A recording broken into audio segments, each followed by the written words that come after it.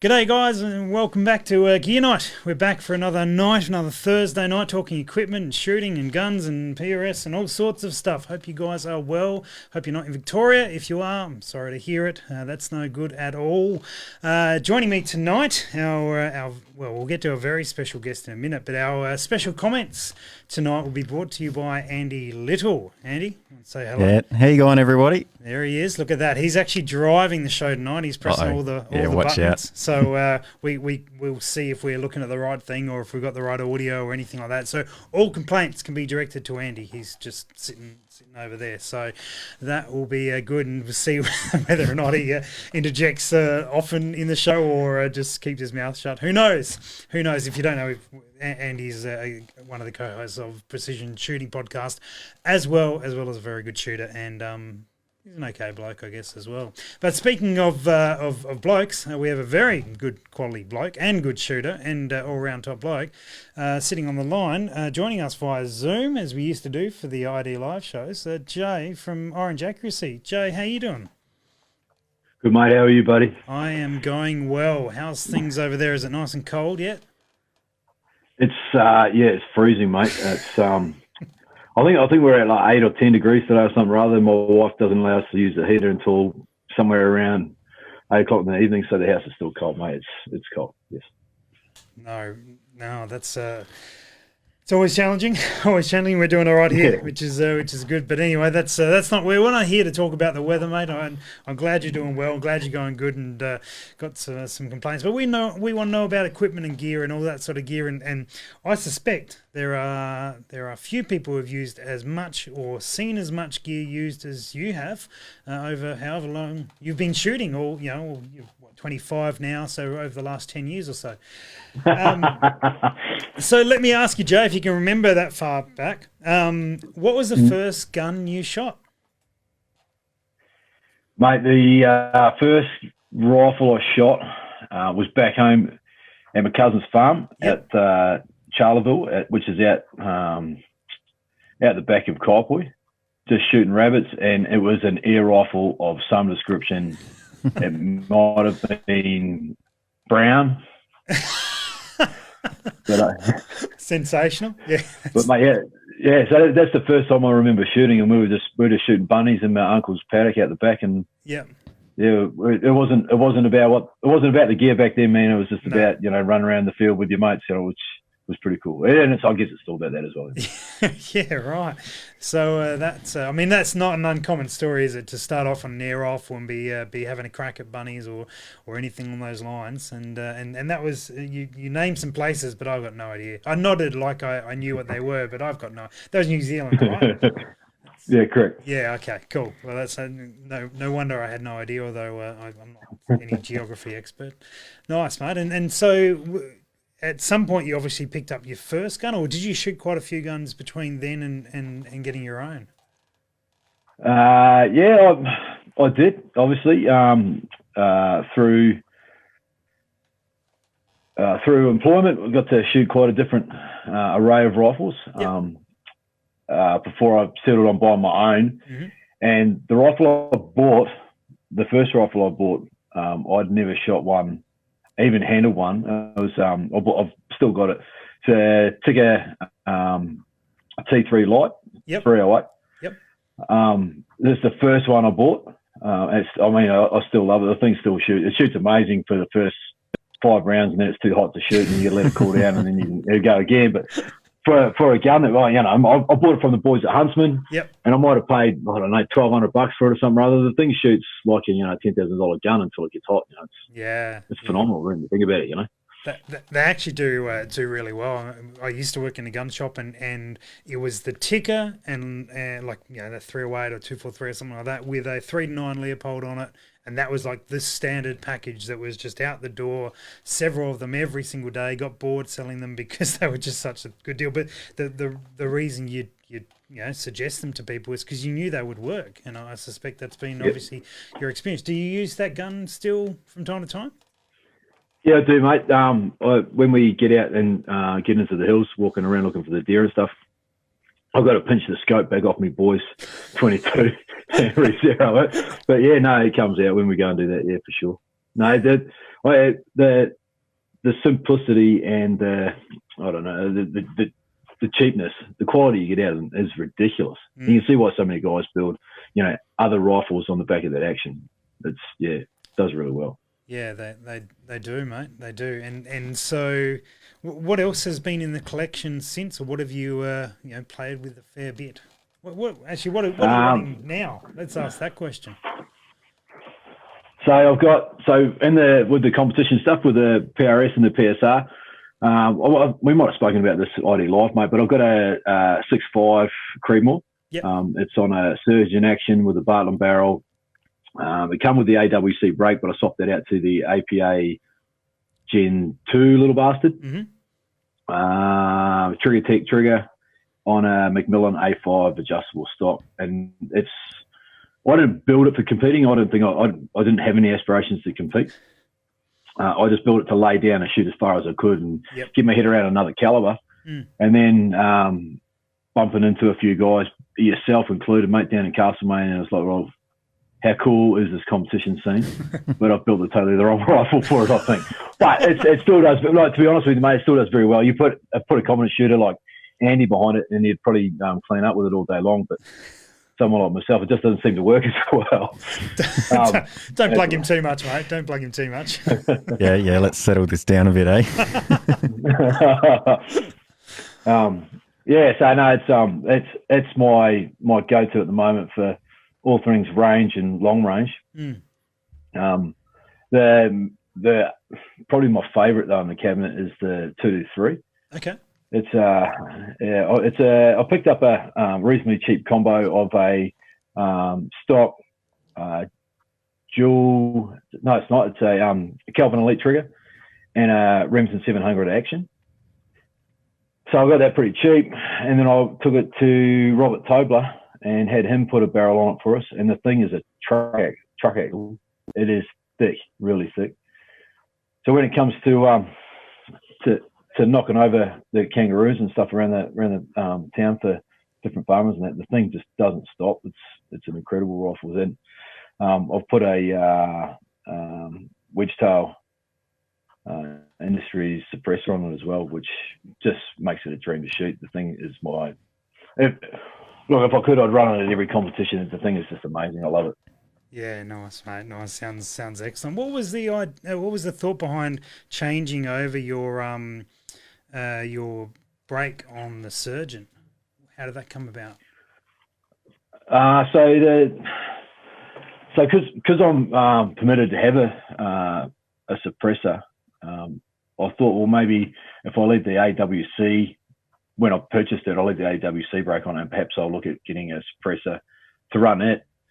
And then when I realised that I wasn't going to run it for anything around sort of to run it in a competition would just, I think at the moment here in Australia, it'd be rude to the other guys shooting. It's pleasant on the ears, but it's just like, it's more showing off than anything, and from other shooting that I've done, you get better results with a good brake than you do with a suppressor anyway. So I changed my mind and went, right, I'll have a look around and see if I can find a better brake. The AWC was a good brake, but it was designed so you could screw a suppressor over the top of it as well. Gotcha. So it was a good muzzle brake, and it was a good mount for a suppressor, but it wasn't an excellent muzzle brake when it was off, So I went looking around and come across through all my research and reading and stuff, the APA looked like the go.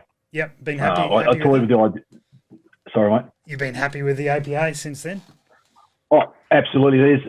I always thought it was a bit of a fallacy. These guys that could shoot at 300 to 500 meters and tell me that they could see the trace of the bullet in their scope. And I'm like, yeah, whatever. That's and lo and behold, there it is. So I mean, it doesn't happen every time I pull the trigger, but if I focus enough and I get my recoil management right, yeah, you can. It blows my mind. It's cool. Yeah, fantastic, mate. Fantastic. And so, anything else in the cupboard worth mentioning? Because no doubt there's all sorts of toys around. What's in there? Oh, the little fella's got it's on the wall here somewhere. Cogswell and Harrison 22, little 22. I bought for him. So when he come of age, we got him his license, and we bought him his first rifle, so he can come and hang out with us. And this little Cogswell and Harrison, so Cogswell and Harrison are the oldest gun manufacturer in England. So they don't manufacture guns; they actually just get them from CZ and put them into their stocks. The thing's beautiful, and it shoots a dream. And as you guys are well aware, sometimes just getting out there and spending $3.25 on 1,000 bullets of 22 and spending all day behind it is way more fun than shooting something at 1.2 or 1.4K. It's really cool to. I was shooting the other day at the farm. We shot, I think, like consistently, we were shooting like 240 or 245 meters with a 22 on a little plate, and we're just the biggest smiles and shooting at 1.4 was cool, really cool. Yeah, absolutely. And I think particularly for the younger crew to be able to just get lots of quantity of round, they don't necessarily appreciate that one shot that's taken sort of 10 or 15 minutes to decide that we're going to pull that trigger. They're just like, hurry up, just shoot. To be able to give them a box and just go, right, go crazy, go nuts, and get them all down. Yeah, absolutely. 22 certainly, they're going to have a place for a long time. Joe, have you had any bad guns? Any guns that just didn't work for you, or barrels, or something that didn't quite go to plan, or just lost interest in? No, mate, I can quite honestly say I've never had a rifle that didn't work. There's been other components around, within the system that haven't worked. So ammunition was a problem for a while. When I say for a while, we were going through a phase of looking for something better, and we made a switch, and we thought we'd done the right thing from all the load development, all the testing we had. And then we went ahead and bought a stack of it, and where we bought it or where we got it from, we tested it out and it wouldn't shoot, and we're like, oh no, here we go, we've got rifle issues. Yeah. So had the rifles gone over and looked into and all the rest of it, and absolutely nothing wrong with them. Go back to the stuff we were shooting out of them, and it was not a problem. So, the only thing that's changed is the ammunition. So, and I'd only just finished, and I'm rereading it now, Brian Litz's Applied Ballistics book. Yep. And he's talking about concentricity of projectiles and how that'll affect group sizing and all the rest of it. And I took this back to the outfit that we had, we'd procured this ammo from. And they said, no, that's not a thing. That's only a theory. Well, I said, well, you can come down range and see it for a fact. Here it is. It's not working. Can you put it on a concentricity grinder? Yep. And they were like, oh, really? We're like, well, if you don't, we're just walking away. And they did. They put it on there. And it turned out it was the projectile. It wasn't the case or the powder or the powder weight or anything like that. Right. It just turned out that we've got a bunch of floor sweepings for projectiles. I've honestly, mate, never seen a gun not work. There's always been other things that haven't. Yeah. But in saying that, I've got plenty of friends and colleagues that have had rifles that don't work. Hey, Ben. Little shout out to Ben. Subscribe to the Long Gun Project if you want some more details on that job. Go check him out. I think he has done what we were trying to achieve on ID Live, which was get 1,000 subscribers. So I'm sure his next video will be seen by more and bring more tears to the eyes for everyone involved. But anyway, I'll let him deal with it. So yeah, all good, mate. All good. So, Joe, what about optics? We've talked about some of the guns that you're running, but what are you putting on top? So, optics, mate, I have this discussion or email chat or phone conversation all the time with different guys bringing up about shooting. And for my money in our rifle system, so the system being, obviously the rifle, the ammunition, the scope, the reticle, and your software these days. Yep. I think that glass, your optic, is the biggest piece of the picture. I know back in the days they used to tell you if you spent $500 on a rifle, you're going to spend $500 on a scope. Yep. Well, if you've only got $1,000 to spend $750 on your scope, you spend $250 on your rifle. Yeah, it's you've got to spend the money on the scope. You can't see your target, you can't hit your target. That's number one. And then if your scope can't dial or track or give you, get rid of parallax or whatever to be able to hit those targets, you won't hit those targets, and you'll blame. Usually start with the ammo because my SDs are this or whatever. But if your glass isn't working, your glass isn't working. So, I'm pretty fortunate. Well, when I say fortunate, yeah, I am fortunate because my wife doesn't mind when I spend all the money. But I've always managed to spend money on the good gear, and I've never had problem with scopes. I'm a Night Force fan. I used to be a Schmidt Bender fan. Yep. Sort of grew up in my shooting wheel with those, and they just did us no end of good. There was never a problem with them. They always worked. They always tracked. Never broke. You can bounce them around in the back of the truck, no dramas, and they'd be fine. Sure. Fortunate enough to do a course. A few years ago now, where they handed us some Night Force gear to use at the start of it. Yep. That might have been, 2016 or 15 or something or other. I still own that scope that I put on that rifle to start that course. I bought it. Yeah, right. And I still own it today. Yeah, so yeah. It's the one I've been competing with up until the end of, when the season finished last year. Yeah. And then it kind of started again, and then it stopped again. Yeah. But I've since gone and splashed out again and bought myself a 7-35 ATACR. Yep. Which it blows my mind. So I've got the other scope, the other Night Force is a beast, and I just thought that was the be all and end all.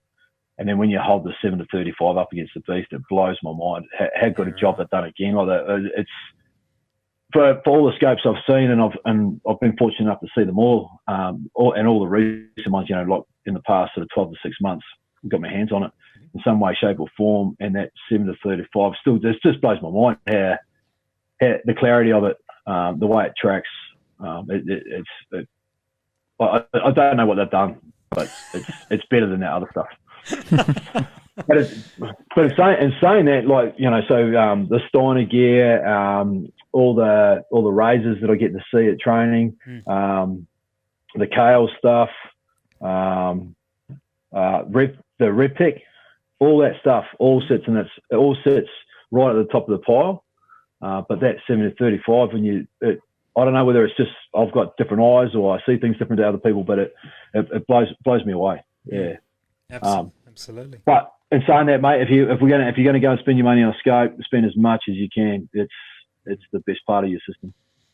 Yeah, I would tend to agree, mate, and certainly I think a lot of people don't realise how fortunate we are at the moment. There is just so many options for good quality glass. You don't have to if you haven't got it, spend heaps and heaps and heaps, and you can still get something that years ago would have cost thousands and thousands and thousands.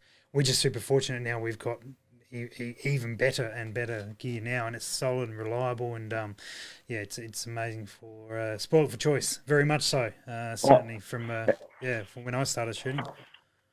Absolutely, mate. And even down to reticle patterns, all the different options that are available now. Is it the E2C or something or other that comes with the Vortex? EBR 7C is the latest one. Yeah. Yep. Night Force's Mill XT. I've seen another one the other day. Oh, it's the scope I'm thinking to see, the Zero Compromise. Yep. I'm hanging out to get my hands on one of those. Yeah, right. But it's got a cool new reticle in it as well. Like, everybody's doing their own little thing, man. Yep, and Shannon K with Carla's just released the SKMR 4 as well. But I was going to ask you about reticles, because I know you're a fan of the Horus reticles, which many people look at and just go, what? So why do you like them so much? Well, I guess, again, mate, fortunate enough to be taught by the bloke that designed them. Yep. And I've got a video on my website, and it's no word of a lie. He asked me, so Todd Hodnett asked me after a day of using that reticle, what do you think of the reticle pattern? And I just looked at him and said, mate, I don't know where it fits into my shooting, mate. I don't know. I'm telling the man that his reticle is not that flash. And then 2 days later, he hits me up again, and I can't shoot without it. And it's retarded. Well, it's not retarded. It's amazing how good it is once you get your head around it. So, being able to see wind as opposed to, seeing wind with those wind dots, which we can now take that information we now know from wind dots and all the rest of it and transpose it into a standard mill reticle anyway. We can make it work so you can see your wind brackets. But being able to see that on target, it's phenomenal. So, like, say for example, put the crosshair up and you've got, this is say the meat of your target that you want to hit, and you've got 1, 2, 3, 4 wind dots across that target. And each wind dot being with say 4 mile an hour for most centerfire rifles between 2 to 3 and sort of 300 Win Mag. 4 mile an hour, you've got 4, 8, 12, and 16 mile an hour wind right across your target. And somebody says to you, what's the wind? And you go, I don't know, somewhere between 4 and 12 mile an hour. I don't care, because I've got 4, 8, 12, and 16 mile an hour across my target. I'm just going to hit it. So once you get your head around that, it's phenomenal. And obviously you can get way more refined than that. Yeah. So yeah, and then with all the, we used to have a lot of arguments in judging distance to targets, where you get your reticle pattern out and mill the target, whatever the size of your target is. Let's say it's a fence post that's 1,200 out of the ground, and it's you mill it at 2 mil, and somebody else mills it at 2.1, and somebody else mills it at 1.8, and all of a sudden you've got somewhere between 500 and 700 meters to this target. Well, now you just chuck that trimmer reticle on it, and you've got all the way down to, you can have arguments about 0.5. And I've actually been in arguments over 0.5 of a mil. Yeah. And you can physically see it. Like, it's so cool. And we had this argument plugged into the system, and we then laced it, and we were within 2 meters of that target. Yeah. So nice. I think the biggest error was the farmer hadn't put the fence post into 1,200. all you farmers, 1,200. 1,200. That's what it's meant to be. Next time that happens, mate, I want an Instagram story that is just you arguing about 0.05 of a mil. That'd be great. I look forward to seeing that. Yeah. Oh, no. So that's what I think about it, mate. Yeah. So, and I'll force myself to use it and learn it and all the rest of it. The big one is, as you've probably all heard, it's too busy. It's so busy, it's cluttering up my scope. Well, next time you're looking through your scope, have a look at what you're actually focusing on. You're generally just focusing on the crosshair, on the point of the target you want to hit. You wouldn't be able to tell anybody what's going on 0.5, 1.5 below that crosshair, or 2 mil to the right, or whatever, where all these other ticks are on your trimmer. You're not looking at them. You're just looking at the one you need. And it's the same with a duplex reticle. So what does it matter if you've got all that information in there? So, yeah, I'm a big fan, and if people want to want to hear the benefits, I'll preach them all day long, mate. As you can tell. Oh, fantastic! You do get that. And I think one thing you said in there sort of resonates with what I often have told people is when you have to make a decision. I'm going to use this reticle, and I'm going to spend some time with it to learn it. And once you do that, I've found a couple of weeks doing that, and you are all over that reticle. One, you get to know it well, but two, you're well past it looking busy, and you are looking at the specific information that you need and your target. They seem to just, all the information you don't need at that particular moment just seems to fade away when you've decided and spent a bit of time with it. And it doesn't take long. It's not like it's a 12-month type journey, but it does take a little bit of time to get your head around it, from my experience anyway. Absolutely. It's the same with any of those new reticles that are out there, mate. You just got to put the time in. No different to caliber as well. You hear of guys chasing caliber all the time, so Andy Little's cleaning up PRS with a 6 mil XC. So everybody wants to, jumps to Andy's 6 mil XC, but Andy's been shooting it for the last 5 years and knows exactly what it does, at half a mile an hour wind, the whole deal. He's dialed in with the caliber. It's not the caliber that's winning, it's Andy Little that's winning, So it's the same with the reticle pattern. You just got to do the work. He's blushing over here. Actually, he's he's all getting hot and bothered. Oh, very good. Nice, mate. Well, that's good. What about any of the other equipment that you've sort of found useful? I mean, you use low-vis gear for all your bags, no doubt. But what about sort absolutely. of that? They don't. Sorry. I was going to say they've never let me down. It's just me letting them down. But in terms of, is there like a particular bag that has stood out for you in the match side of things that's worth mentioning that you've found as a favourite? Absolutely. So, the PSR have just banned it too, which I nearly lost my mind over. But it's the point size game changer. Yep. The low vis spec one. Mm-hmm. Which I didn't get to use last season. Mm-hmm. I was just using the normal size game changer, which is still a phenomenal bag, and I'll take it everywhere I go. Yep. But the point size just allows you to, if you get those stages where it's one bag, it'll do your front support, it'll do the rear support. You can roll over and have a sleep on it. Just it's good to go for everything. And as soon as I'm comfortable with it and I'm really digging it and I'm singing its praises, they bring out not a point size, not a full size, but one that's in between. Yeah. Now I've got to own 3 points or 3 game changers, don't I? Yep, mate. And you know what will happen once you get that one, you master that one, and that becomes your go-to bag. Yeah. Then they'll bring out a pint-size medium bag out. Yeah. Or one that is full size, but when you touch it, it goes to the size you actually want, and then and then you just like press a button, it goes up to a pump pillow, and then back, and it's coming, mate. It's coming. There's always the next bag and the next bag. It's an interesting thing to look at because many of us can't chase. New gun, or new scopes. That costs too much money. But the bags just sort of sneak in $100, $200, and just like, I'll buy one more. This will be the one, and then another one comes out and it's shiny, and you go, oh, look at that. Andy's nodding because he's guilty of the same thing. I'm pretty sure. Andy, you've done this, haven't you? Yeah, definitely. I started, pretty much all my bags are from low-vis. Started with a small one and definitely progressed through them because, you're always like, oh, it's a new thing. This will make me shoot better. So that's the answer to everything. Oh, fantastic. Speaking of shooting better, guys, I have this shelf next to me. We've always got it loaded with a few bits and pieces to let you guys know about. So what have we got on there at the moment? There's the Furies. I don't know if you've seen these. Joe, have you used these at all? Played with them at all? Vortex Furies? Yeah, I have, mate. Yeah. Very impressed, to be honest. Yeah. Is that my prize for coming on today? Sure, I'll just hand it through if you can grab it. It's just the box. Man, that'd have been great if we'd worked that out early, wouldn't it? If you had a set box out, I'd just go, there you go, Jay, and you grabbed it. Write that down, Eddie. Let's get onto that. Righto. Anyway, that's from Scoped Out. These arrived. I don't know if you saw these. I'm really happy with these. These are new Projectile Warehouse hats. They're cool.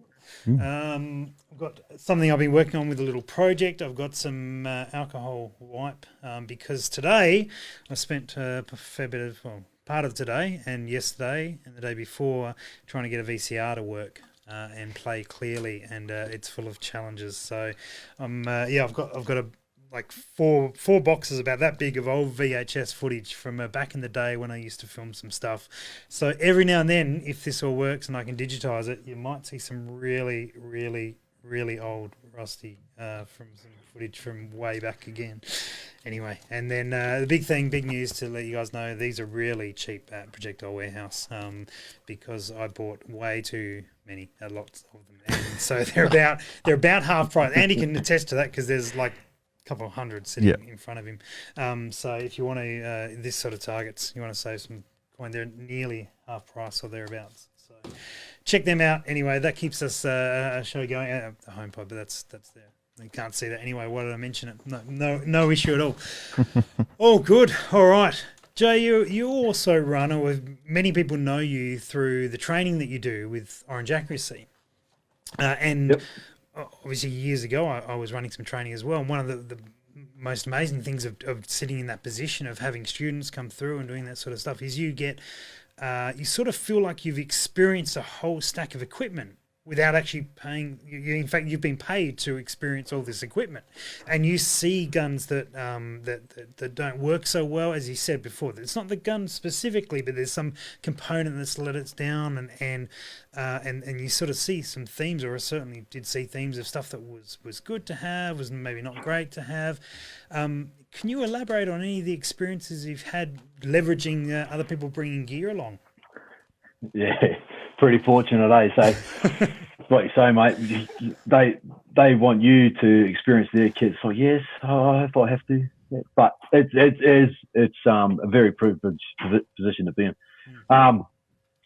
One thing I've noticed over the last, I don't know, sort of 12, 18 months is the high, or extremely high quality of rifles that guys are bringing along that they're not paying much money for at all. So, by way of example, probably the Lithgow Woomera 105. I cannot get over how cheap that thing is and how well it shoots. Yep. We had a guy there in the last year, maybe brought us along. It was shooting one-hole groups for the whole weekend. We go back to 940 meters. He's smacking, clays, which work out to be 0.11 of a mil at that distance. So, we're talking shooting at 10-cent pieces at 100 meters sort of scenario. Like the thing, he's killing it. Yeah. And he's going, this thing's not loading. It's not feeding. And I've, played around with his magazine and run his bolt and all the rest of it, filmed it a couple of times, sent it off to the factory and said, you need to have a look at this. This could be an issue. But because the gun was shooting so well, I just thought it was a magazine issue and we just carried on. He got home from that course and he told me that the front action screw was all but out. It was all but fall on the ground. There's nothing wrong with that. What action screws for? You don't need them. But there was no reason for me to check them because the thing was shooting so well. It just wasn't feeding right. It's just held together by hopes and dreams. Yeah, it's stuff. Yeah, so stuff like that. I got to see. I've had the Q Fix on a course. Yes, okay. Which is a way cool design, very cool. Mm. My opinion only. I'd throw another break at it. Yep. But a very cool rifle, very cool. Obviously the AIs are very popular. I had a few AI AXMCs on courses, and they always just swapping barrels out backwards and forwards, and they just go straight back to their original point of aim, point of impact. It's that swap or switch barrel stuff that manufacturers are doing now is mind blowing. How good it is. Even some of those the lugs that you can just buy and have your local gunsmith fit up. It's phenomenal how well that works. Yeah, the West Texas Ordnance is one of the originators, but I think there's a few more around now. But certainly these are some of the experiences that you get as a trainer because you're there and you're seeing it, but you haven't paid any money to buy the gear. And so just back on the AIs for a minute. Switching barrels out on the guys have been sort of straight back on, or have they had to take a shot or two to get back on, or has it been super repeatable? No, super repeatable. It's quite phenomenal. So I know I was fortunate enough to play with the AI AXMC when it was not long out. Yeah, they should think about using some words in their names. But anyway, just an idea. What about just like the AI, like let's call it the Cougar or something? Cool. Anyway, so I've got to shoot the AI Cougar not long after it came out, and we did find that we had to shoot one. It was at least one round to get that barrel to bed and for it to fall back to its point of aim, and after that, it was straight back on. But the experience I've seen now, that was a few years ago now, but the experience I've had of late, that's not the case anymore. Not at all. Yeah. I hear the AI, and now the other AI Cougar likes younger ammo. Is that true? It likes fresh ammo, mate. Fresh ammo is the best ammo. The AI Cougar running the 6GT. We're getting very big cat orientated here. Anyway, sorry, you're about to go on to something, then we made terrible jokes. Anyway. No, I've lost me. Sorry, I lost my train of thought. What Oh, were good, we going mate. to say, mate? What about howers? Have you had plenty? I imagine you've had plenty of howers come through the course, given how common they are. To be honest, mate, it's not as many as you'd think. Okay. I might have like that stand out in my mind, maybe 2 or 3 that stand out. Mm-hmm. But like those, and this is the thing. I'm going back to, you know, I was saying with the Woomera, you know, your Howler, your Ticker, like to a degree those Bagaras, they are all really cheap rifles. You know, like if you go and buy a fully custom made, you know, rifle that you're going to shoot in PRS with all the bells and whistles, you're looking at a 10 grand, 12 grand rifle. Yeah. If you do it all top end, well, you can go and spend, you can go and buy a Howler or a Ticker or whatever, and they are just as accurate. It's ridiculous, you know. I suppose with, like with your AIs and all that sort of carrying, you're paying for the ability to be able to throw them out of a helicopter, from 1,000 feet, skydive in, scoop it up and get back into the fight. But, when we're running around in the backs of the trucks or, bouncing around the range, PRS or PSR, whatever we're shooting, a Howler will do you just as much justice as, like a $10,000 surgeon rifle. It's incredible how good. And the only thing I can put it down to, mate, is all the amazing machinery that's out there now, all the amazing CNC machines, and the guys that are operating them.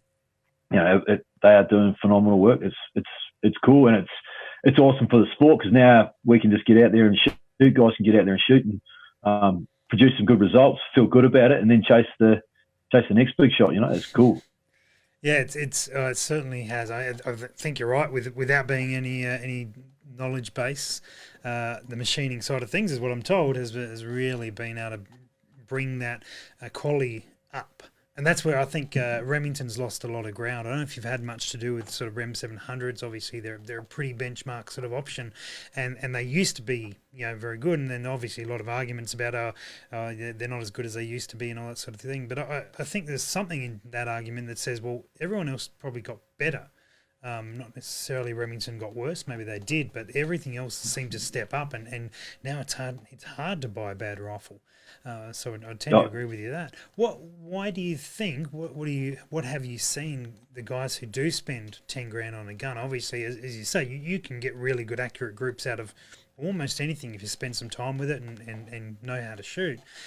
Why go for something really expensive if you're in a position to? What are obviously there may be some slight benefits. Yeah, so mate, like I said, I'm very fortunate that my wife allows me to just throw the money away. They're investments, as you know, Rusty, investments. You're supporting an industry, Jay. You're supporting the industry is what you're doing. Yeah. Yeah. Good. Yeah, I'm making an investment for my children's future and buying an antique, 1,000 years before it's an antique. Perfect. But we'll pass it down the chain. They'll appreciate that. Yeah. So I've got my surgeon here, which, is, like I say, it's one of those $10,000 rifles that can be outshot by, a $1,500 Howler. But I can drag it through the mud and I can leave it out in the rain. I can, it can get frosty. It can get to 60 degrees sitting in the car. It still does the same thing all day, every day. Yeah. Yep. The biggest change I've found with my rifle when it's dirty, filthy, wet, hot, cold, the whole deal, is not the rifle, it's the ammo. If I can keep the ammo consistent to what it is when I normally shoot, so I try and keep it against my body, or in my pockets at least. So I'm trying to keep it at that same temperature, body temperature, and I drop that into a cold, hot, wet, dirty, filthy rifle, and that rifle still runs. Now with my Ticker, I do the same thing with it. It'll get scarred, it'll get bruised, it might shoot the same, it'll foul up, the whole deal. But so you're just paying for reliability and repeatability. It never let you down. I've been fortunate enough now to own and run surgeons for, I don't know, 3 or 4 years, maybe 5 years, I don't know. Mm-hmm. Not once has it stopped. Yeah, nice. So that extra money that I've spent has paid for itself. So every time I raised that rifle to pull the trigger, knowing that I wanted to pull the trigger, it worked. Yep. I've never had that. Oh, what's going on now? So yeah, that's what you pay for. No different to your scopes, mate. That you pay for what you get, and if I mean, it's like we say, there's no dramas with a $1,500 rifle with a Yep. $1,200 scope on it. It's still going to do just the same job, but is it going to still be doing it in 4 or 5 years' time after being bashed around? Maybe not. Yeah. That's what you're paying for. Yeah. Yeah, absolutely. Good answer, mate. Good answer.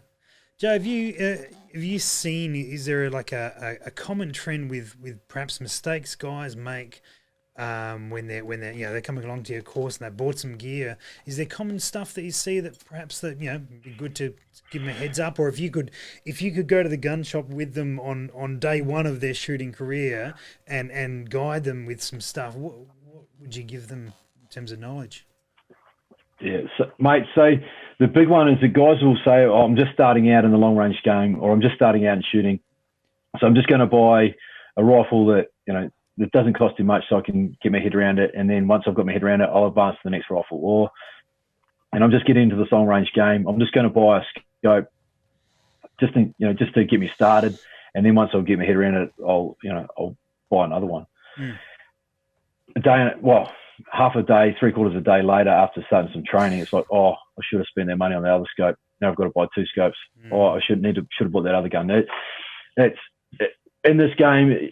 If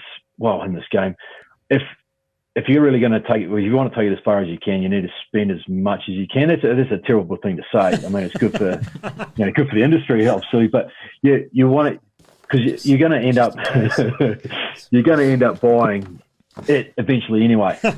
So sure. if rather than spending buying the Diamondback Tactical, just buy the Razor, because after half a day's training, or a couple of days of hanging out with the boys down the range who know what they're talking about, you're going to be out of elevation, or your reticle's not going to have enough aiming marks on it. That sort of carry on. So I think what happens, and I know I was like this.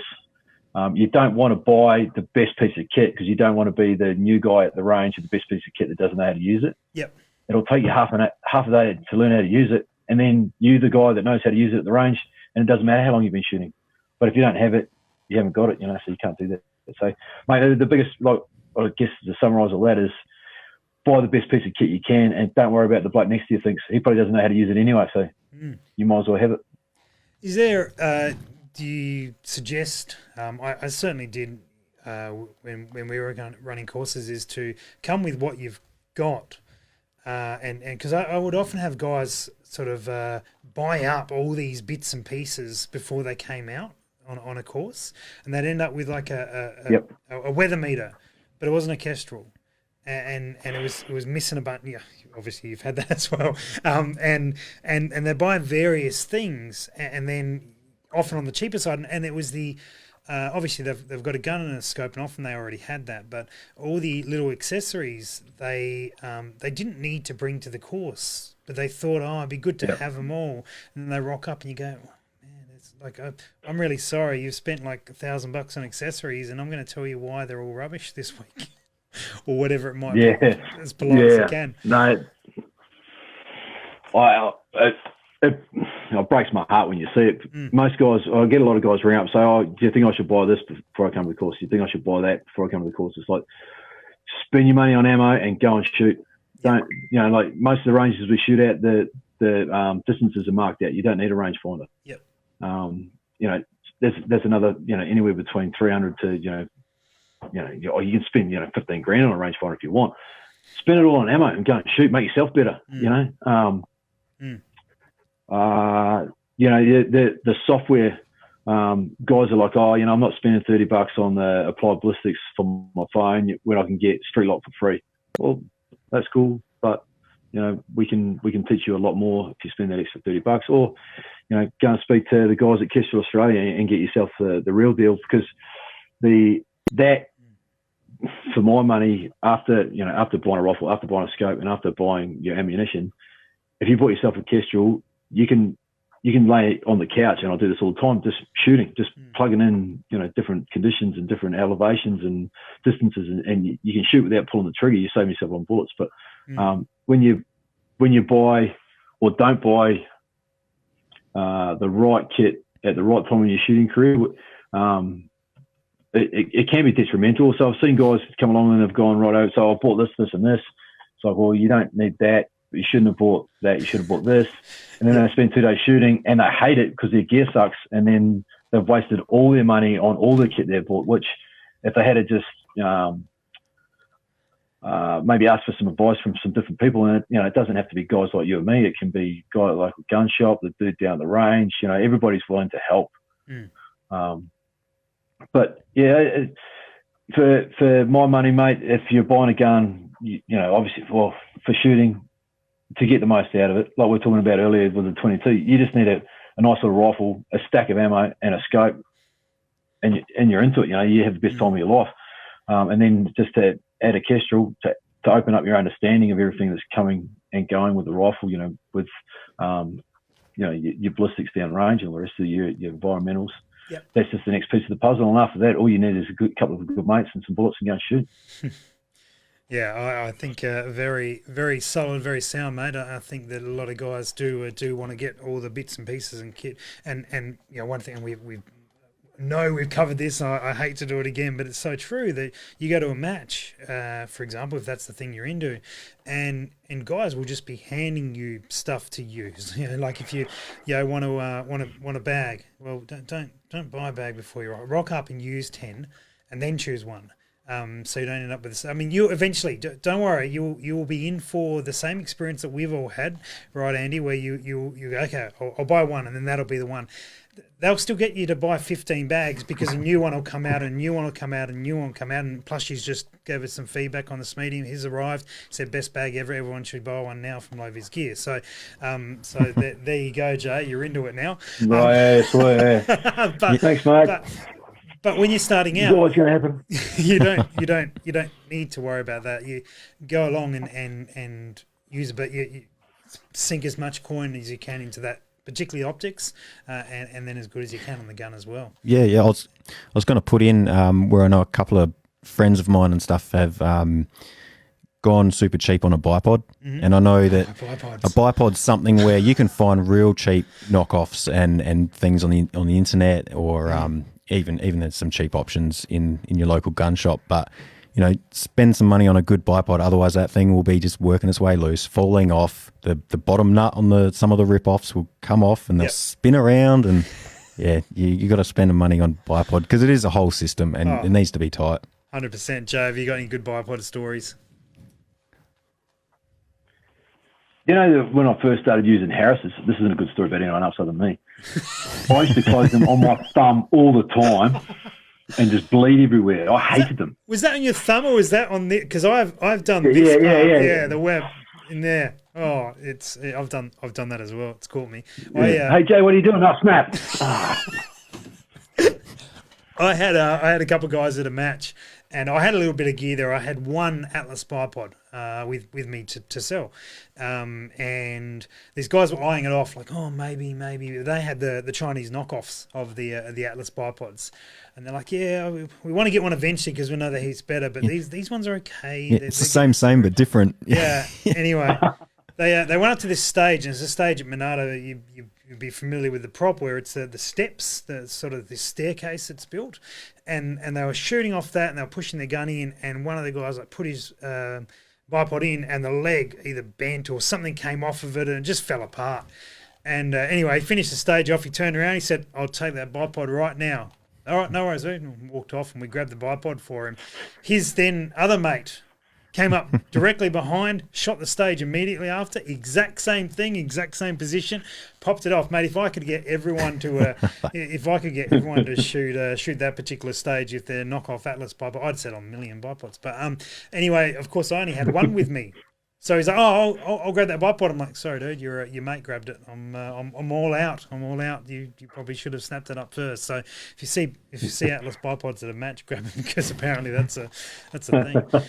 But yeah, bipods are a huge. I take back what I said about accessories when we say bipods, because they are such a structural point of your gun, and if you don't have that solar platform, it'll show. Yep. I've seen that on. We've had guys with the Harris knockoffs, and they're shooting an okay group, literally just said, "Oh, change the bipod, mate. Do that. Away you go. Bang, tightens it up." I've seen groups half or better. Immediately changing over. Yeah, no, I've definitely seen the same, mate. The other big one probably should mention is a cant or level bubble. Yep.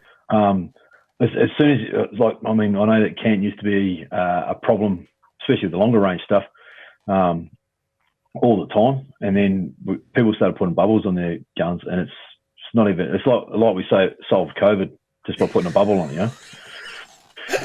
Let's see if we can get that going. Sorry, Victoria. So, the can issue disappeared as soon as everyone started putting bubbles on their gun. So every now and again you get someone turn up without a bubble on their gun. They're like, and you give the first lesson about, how scopes work and why they're working, that sort of carry on. And they're like, I should have bought that bubble. It's like, well, we can work around it. But yes, they are a fantastic piece of kit. I know I ignore it every time as soon as I chuck my rifle onto a barricade and Rusty says, time starts now. What level bubble? I've got like 4 level bubbles on a gun and I didn't see any of them. I did see a guy come along to a match, and this is back in the day where every now and then we'd throw one of those like 90-degree canted shots in, and he came along. He had 2 bubble levels on, one set up for standard, then one for 90 degrees, and I just thought you are well prepared, mate. You are well prepared. It's not that unreal. But yeah, I think actually it almost has become such a common thing that it doesn't even get as much mention as perhaps it should. Like we don't, years ago, it was, guys, you got to have a bubble level by a scope. You're shooting beyond 300, 400 meters, bubble level. Absolutely, because the further you go out, the more you're going to see that. And we probably don't mention it as much as we should. Andy, next podcast is going to be all bubble levels, all right? Definitely bringing a bubble machine. Sensational. Oh, fantastic. All right, Joe, I've got a question. Two more questions for you. One here is from Plushy. Now, guys, we are getting a few questions in, but we are trying to keep it sort of honed in on equipment and stuff like that. So that's the questions we're looking for this show. Plushy said, what gear is a must-have versus nice to have to shoot PRS match? I guess we've sort of covered a little bit of that, but Jay, what's your go-to sort of kit? Bullets. Yep, good. I'll write this down. Hang on. Yeah. With powder. With powder. So, like you said, you could actually just turn up with a rifle and a scope, and everyone else will give you everything you need if you haven't got it, until you start beating them, and then they'll say, you can give that back now. But if you haven't got a front bag or a rear bag or a sling, a tripod, guys are loaning out $2,000 tripods to people they've never met before, on the line to get you going. So you can turn up with, like I say, rifle and scope. But as Plushy knows, the medium-sized game changer, which you'll now have to buy, is probably the must. But what about in your kit at the moment? What's sort of your few things that fill that bag? My fat bag to fill those voids from those awkward shooting positions, which I'm trying to force myself to use more. I don't use enough of it. Yep. Birchie's told me to be more lazy with my shooting, and because I'm getting more lazy, I've got to use stuff to prop myself up. So I'm using a fat bag. The fat bag, my medium-sized game changer, my sling. I've got one of those Armageddon gear slings, which has really changed my unsupported shooting. So, prone unsupported, kneeling seated unsupported. It's a phenomenal sling once you get your head around to use it. If you put more time into stages, you and Ben and Trent give us a little bit more time on stages. I might start using my sling on barricades. I was going to ask you about the sling because I think it's probably one of the most underrated and unutilized pieces of equipment, but it does take time to develop because it's not, a bag you sort of can pick up and relatively quickly you can at least make it work. You can get really good at it with some time, but you can grab a bag and put it on the thing and put the gun on and go, oh yeah, this is good. Whereas a sling, you grab it and you you sort of grab it and you hold on tight and you hope for the best, and you go, oh, this didn't really make much of a difference. But the sling is the one that pays off on that long-term practice and dry firing and repeating and that sort of thing. And I think probably not enough guys utilise that in PRS, perhaps more so in service rifle. Yeah, definitely more a service rifle. Obviously, there was that stage at the end of the season last year where we were in the boat, and the sling came in handy there. Didn't help me with my week in school or whatever. But it came in handy. It was very good. When I was in over at Rifles Only late last year, Jacob had us shooting off a heap of different barricades using the sling, which was pretty cool. Like we were shooting, I think it was something like 400 yards off a tank trap at moving targets using a sling, which there's no way you would catch me doing that, before I went there. And, we made it work. Yeah, that would have been. But like you say, it just sucks the time out of, under Tiger Straight, just sucks the time out of you because you tie yourself up in a knot with it. And, That was nearly a TikTok dance, Joe. We don't do TikTok anymore. No, it's banned everywhere. It's banned everywhere. Yeah, absolutely. How was Rifles Only? While you bring it up, that would have been an incredible experience. It was a really cool experience, mate. Yeah, the facility they've got there, is really cool. What really blew me away, you see the imagery or the videos of the mousetrap being used during the brawl that they run. Mm-hmm. And I thought, that's a way cool, piece of kit to be running around and shooting off. And I thought targets would have been at, 200, 300, 400, 500 meters. All the targets are at 100 meters. Yeah. It's so cool. Yep. Yeah, they do so some very unique stuff from the guys who have been matches that have talked to me about it. They often have like really, really ridiculously close targets, and you've got to drop your magazine every time you move, and things like that. They have some sort of nuances which add another dimension. They notoriously use pretty small targets as well, from what I'm told. But yeah, okay, yeah. No, that was really cool. And then his moving target system that we were shooting up off the tower, looking at through the scope, you just think you're shooting a IPSC target, and you're just getting in. And once, sort of big note myself here a bit, but I got dialed in pretty quickly on it, and I was able to just smoke it, just one after the other. Yeah. And the other guys I was shooting with, patting us on the back, going, "Oh, it's good shooting," and all the rest. Well, is it? I'm the same as you blokes. Yeah. It was a quarter-size IPSC target. I'm like, holy shit, man, that is so cool. I thought I was, shooting the full thing. I'm like, I couldn't hit one of those on my best day during a PRS comp, anywhere on the planet. And here I hit the thing on the run. maybe you have to go and shoot the brawl, mate. Maybe we'll have to head over there one time and go and do it. I'm guessing it's a one-time thing. Okay. Just when you're on sort of days, Gotcha. But no, you're shooting one way at a moving target. Oh, look out. One way at a moving target, and then a couple of static targets, and you swing the other way, and you've got a 1,000-yard target, and targets all the way. And that was really cool. And you're changing wind values to I really enjoyed it, mate. I really enjoyed it.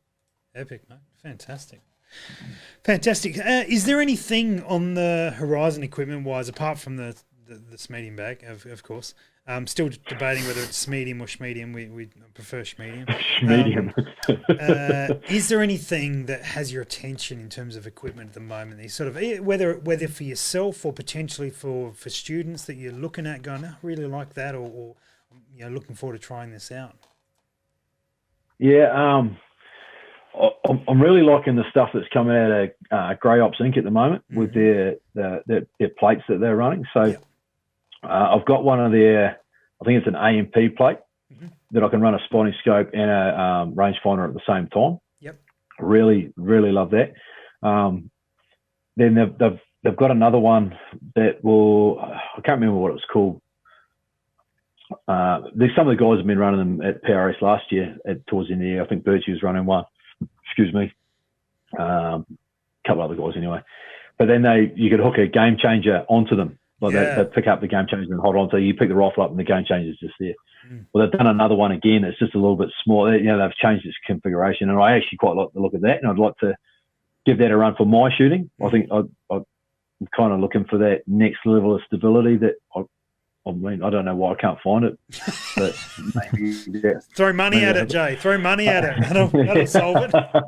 Yeah, don't train. Just get better gear. Yeah, correct. Better gear. Yeah. So I'd be interested to try that. Yeah. And saying that, I've got a new rifle come for myself too as well, Oh, okay. which I haven't built at Surgeon, which I'm waiting to turn up hopefully in the next couple of months. Yep. Um, Good thing we and that's delayed in the 6 season for you then, Jay. Good Yeah, thing, I think we pushed it back. Exactly, man. Yeah. Otherwise, I'd be losing my mind. But, I thought so. yeah, no. So hopefully that turns up, man. So this is 6 Creedmoor, and it's it's gonna. Well, every time you build a rifle, like this is the last one. This is a dream one. This one will go in a glass cabinet on the wall. That sort of carry on. Well, that's what this one is at the moment until the next one comes along. Yeah, gotcha. For now, this is the final one. Yeah, yeah. For this week.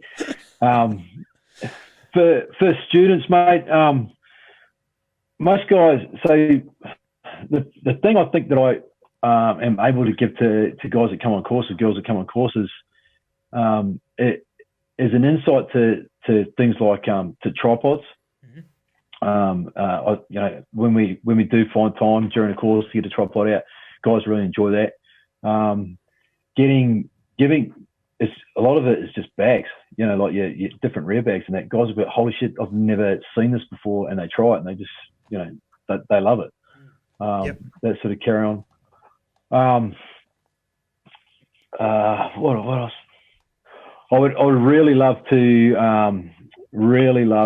and I'm working on it, is to get every student on the course a Kestrel to be able to use throughout the course. I know that when I first got my ballistic, the first ballistic software I used properly was Field Firing Solutions. It was in the old Trimble Nomad. Yep.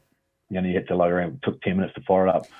Plug it all in, and then it would go flat, and then you start. That software really opened up my eyes to the world of shooting. What does this wind mean? What does that temperature mean? What does this barrel pressure mean? You just plug it in and see what it did to your full shot. Without having to test it over and over and over again, which is really cool. And then when I got the Kestrel with the applied ballistics in it, it's a whole nother world again. So it's really cool to have guys come with their AB app on their phone and use it. It's a whole nother world when you go here, use my Kestrel for the next day, and they get to the end of the day, just holy shit, that's incredible. Yeah, that's just changed the way I see shooting. Which I think is really, really cool, not only for, like obviously AB and Kestrel and all the rest of it, but for shooting in general. If honestly, it flicks them on all the time. Just like, this is so good. Now I can see what's going on. Now I can add wind values. Now I can add, inclination, that sort of carry on, and know what it means. I think that's really cool. So to be able to, whether it's just loan them for the day or get them, I'm working on it. And hopefully we'll get it to come to fruition at some stage. But that sort of thing really, really changes guys' world, especially in the longer range game, Yeah, 100%. Yeah, awesome, mate. Fantastic. Well, Jay, thanks so much for joining us tonight for Gear Night, and it's been a pleasure, as always, to chat with you and to go in depth on some of the stuff you've used and all sorts of gear. Hopefully, some people have got some information out of that they can put into practice or hit you up. Now, before we let you go, though, you have an online version of your course, or at least some components of it online. Give us a spiel on that. Okay, yeah. So got together with Ben at Long Gun Project. Subscribe to the Long Gun Project. The Wrong Gun Project. Yeah. Yeah, wrong. So I got together with him and put together some videos based on all the lessons, or most of the lessons we run during the course. So there's a version of our scope lesson. There's a version of our external ballistics lesson. There's a version of our building a rifle profile into your Kestrel. Yep. Of fundamentals, there's a video on that. There's a video on touring your Kestrel as well. So obviously due to time constraints and editing and all that, they're a little bit short, so they're not that whole package you get if you come along and do it face to face. Yep. But it's well, hopefully it's enough to get everyone started and get them right, get them in pretty deep to the point where all they need is those last little 1%ers that we found difficult to get on film. So Yeah. you can go onto the website and log on there. You can buy them and watch them forever, or you can rent them and watch them for a few days. It's Yeah. Awesome. They're there if people want, just to keep everybody interested, I suppose. Absolutely, and now is probably a really good time, given that in many places, sorry Victoria, but in many places ranges are back open, and you could watch those and put those things and have an opportunity to put that information into practice. And while travel is a bit restrictive still at the moment, as I just found out with my flights to Darwin getting cancelled in 3 weeks, right, Andy? Yeah. Was on the same flight as well, and was slightly anyway. Jetstar aren't our favourite people today. But while travel is challenging, and to be actually go and get a course, and obviously if you're close by, hit up some courses, because you've probably got some coming up the rest of this year. But it'd be a really good opportunity to get that information and watch those videos and put that stuff into practice and be able to, I mean, it's only a few dollars extra to buy them and keep them. So do that, and then you can watch them at the range, and then put that information into practice, and then go and catch up with Joe when the time's appropriate, and put that little finesse on it. And I suspect that having that really good solid basis through a single trainer then takes you through to actually doing it live. It would be a really good stepping stone. Or if you're close by, just go and do a course. Just go and do a course, and take feedback, come and hang out, and get into it. Fantastic, Jay. Thank you very much. Always a pleasure to see you. Next week. Mate, sorry. Before you cut me off, thank you very much, mate. You and the boys down there in South Australia do an amazing job of driving the sport, keeping the sport alive, and the whole community, the whole shooting community. Thanks you, mate. You do a fantastic job. Andy in the corner there helping you out, mate. It's cool. Thank you very much for what you guys are doing for our sport. It's so cool.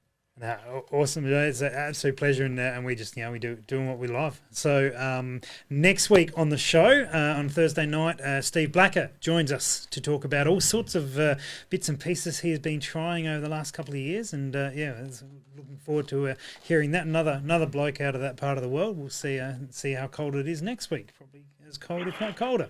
But very much looking forward to that. Guys who are watching, appreciate it. This will be up on YouTube and in podcast format, which is really meta if you've just listened to the podcast of it.